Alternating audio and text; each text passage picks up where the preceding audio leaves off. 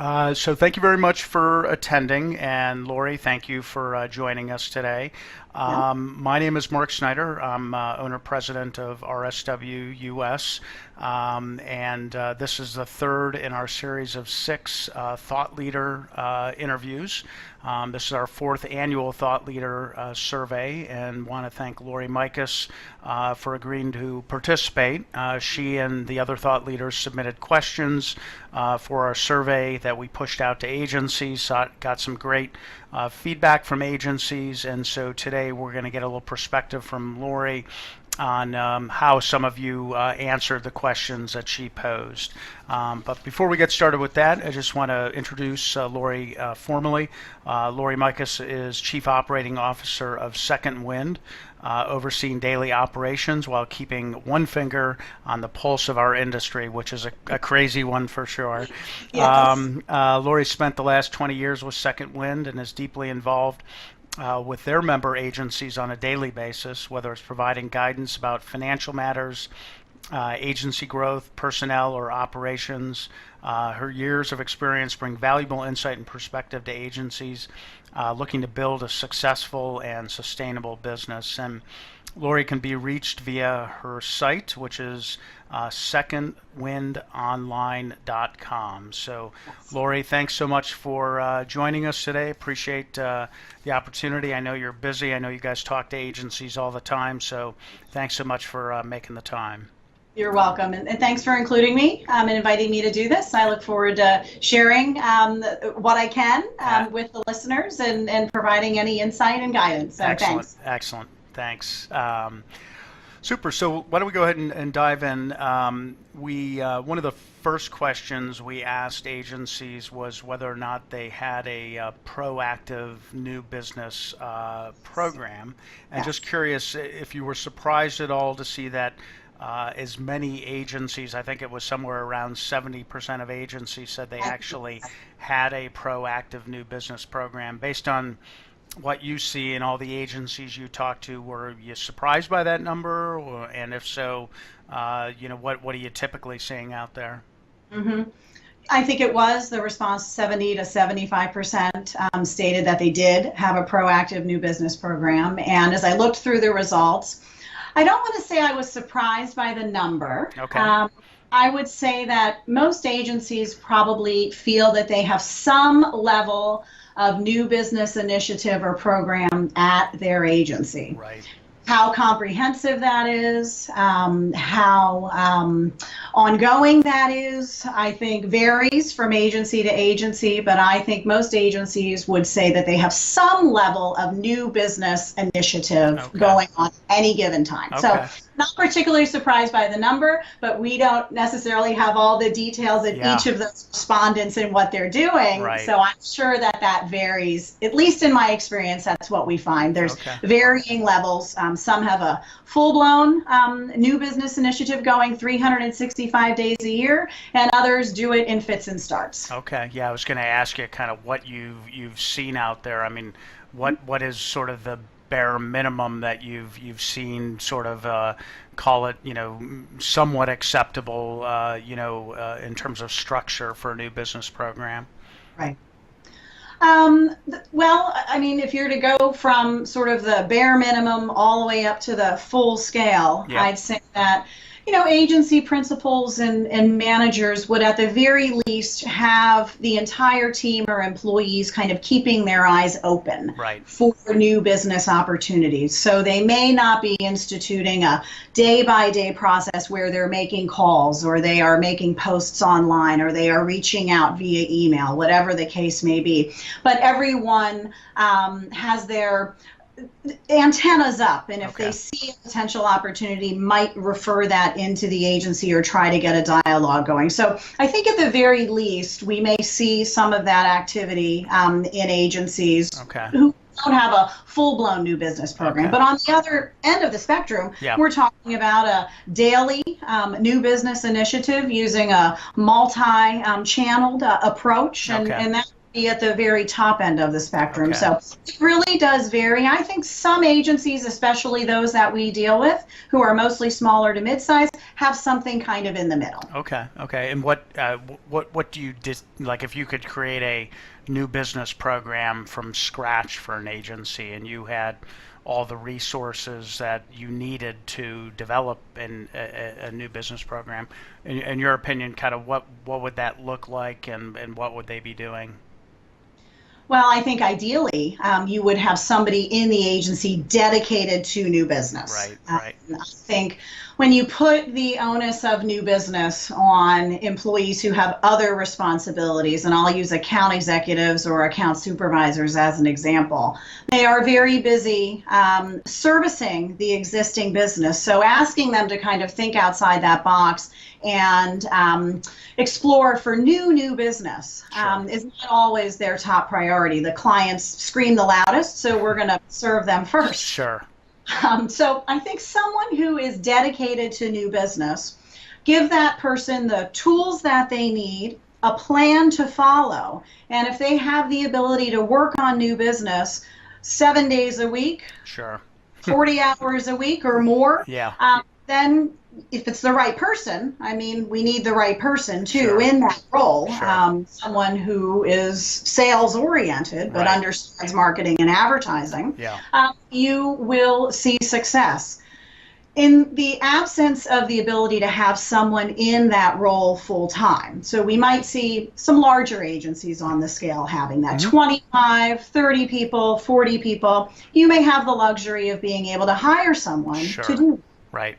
If you're not able to do that and you've got 10 or 15 people, at the very least, you need to carve out time for new business. Right. And you may make that the responsibility of an account executive and say, listen, 5 hours a week, I need you doing this. We need to put a plan in place and we need to dedicate some time to new business. Yeah. The same is true of principals. You could Yeah. bring them into that fold, and many principals of smaller agencies do take on that new business responsibility. Yep. So if you can't have a person dedicated to it, you need to at least carve out some time where you are dedicating and making a concerted effort to pursue new business. So it has to be a priority at one level or another, and you can't do it without resources or making sure that there is time that has been dedicated and allocated to that process. Okay.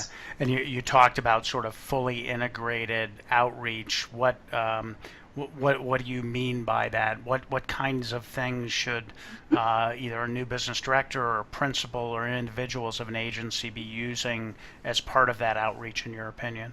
Yes, yes. And there's so many tools today that we are able to use, I think, to reach out and engage with prospects. You know, if you look at agencies 30 years ago, there was much less opportunity. We used direct mail. Right. We made phone calls. Sure. We went out to the Rotary Club and we networked with our local business owners. Those were some of the top things that agencies were doing. Now we have the web, we have email, we have social media, we have Google AdWords, we have a search engine optimization. We still have direct mail. We still have networking potential. We still have the ability to utilize a multifaceted approach. And by that, I mean you have to use integrated messaging, just as you would for your clients. Sure, right. You have to do the same thing for yourself. You're not going to make headway by simply making phone calls, especially today. We all know that phone calls are a challenge, and I'm not saying that they're not a valuable piece of the puzzle. Sure. I think they are, but you have to support that with direct mail or with email or with what you're doing on your social channels. Yeah. So it involves creating a plan as you would for any client. What are the touch points that we're going to use? How often are we going to use them? What's that content going to contain? And what's our process as people engage with us or don't engage with us? Yeah. We need to have a plan for as people respond to us, how we're going to handle them and then convert them to sales. Yep, definitely. Yeah. I couldn't agree more. I mean, I think that you have all these different parts and pieces and not, there isn't any one that is the standout. They all need to work together, just like, we say the same things to our clients about, thinking about it in the context of how they build a program for their marketing clients. You need to think about it in those same terms. In our last question, we asked folks about the effectiveness of their new business program, and close to 70% said that they weren't satisfied with their new business program. And we talked about messaging and marketing platforms and the right kind of new business director and dedicating the time, all these different variables. Why do you think the number is as high as it is in terms of lack of effectiveness? And what do you think contributes to programs that aren't effective? Is there one thing or a few things that you see more often than others when you're talking with agencies? I think one of the reasons agencies probably aren't satisfied is because it is a really tough job. Okay. New business is not at the top of everyone's list, let's say, unless you are a very special kind of person. So it takes work to make sales. It takes work to do new business. And I think many times agencies are dissatisfied because they expect results quickly. Mm-hmm. New business is like compound interest. The more you invest in it, the more it's going to build, which is why it is important to have an ongoing cumulative effect from your new business. So I think some are not satisfied because it is hard to get results, and maybe they don't pursue it as vigorously as they could. Nobody likes rejection, and there is a lot of rejection in new business, unfortunately. Yep, absolutely. I think the second piece of that is, in their defense, new business is a lot harder these days. Yeah, definitely. You can't get through to people. There is so much telemarketing going on that voicemail picks up the majority of calls these days. People don't want to be confronted with a sales conversation if they can avoid it. So I think that it is harder to get through to people and to educate them about what you do as an agency and have an intelligent conversation with somebody. Yeah. They're more willing to want to hang up the phone than sit and listen to you. So I think results are harder to get as well. There's so much more clutter. Yeah. Do you feel like is it, if I had a very competent new business director that maybe had to really sort of develop their own resources within an agency, is that person more likely to be effective versus, say, an average performing new business director who's given all of their resources? I mean, how important is that individual in the equation of success for an agency if they are able to hire somebody inside?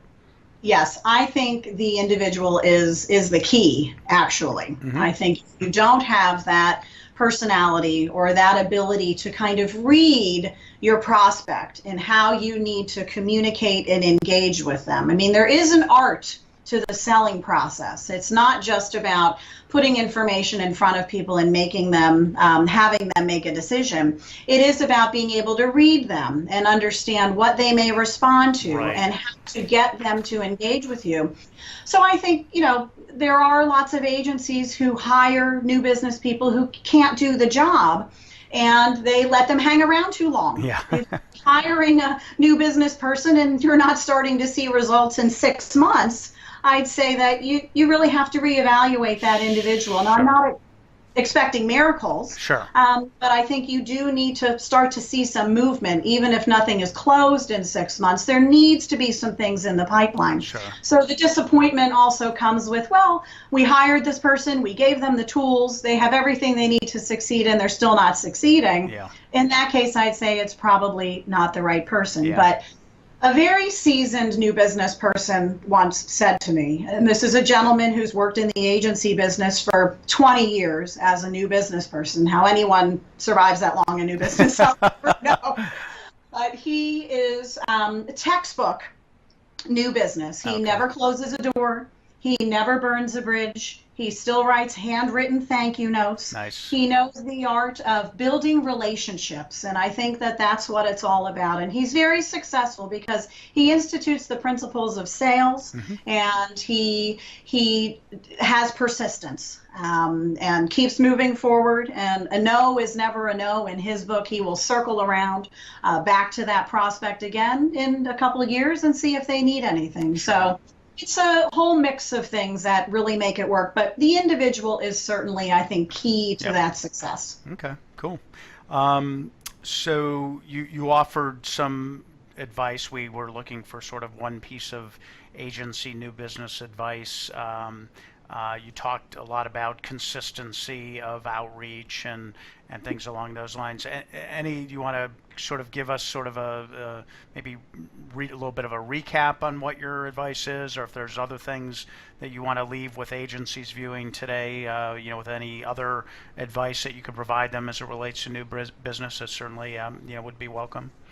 Absolutely. I think that you cannot grow and build a successful agency without some level of new business initiative in place. So for those of you that are smaller and know that you're very busy each day and new business kind of gets set to the back burner, it will at some point catch up with you. You always have to be doing some level of new business to keep leads in the pipeline so that you can keep working them and hopefully convert them to sales. So for those of you who are not maybe large enough to have a new business director or someone fully pursuing new business, try to carve out some time. Don't let it languish. Don't get to the point where you need new business, where you feel that hole in the pipeline is coming, and what are you going to do for the next 4 months because we've got no foreseeable billings coming in the pipeline. Make sure you keep yourself prepared. And for those of you who have the luxury of hiring a new business person, make sure it is the right person and make sure that they're working a plan. It's really a luxury to have someone out there for you pursuing new business on your behalf, and find the right person and take advantage of that person. It can really help the agency grow. I guess in short is what I'm saying.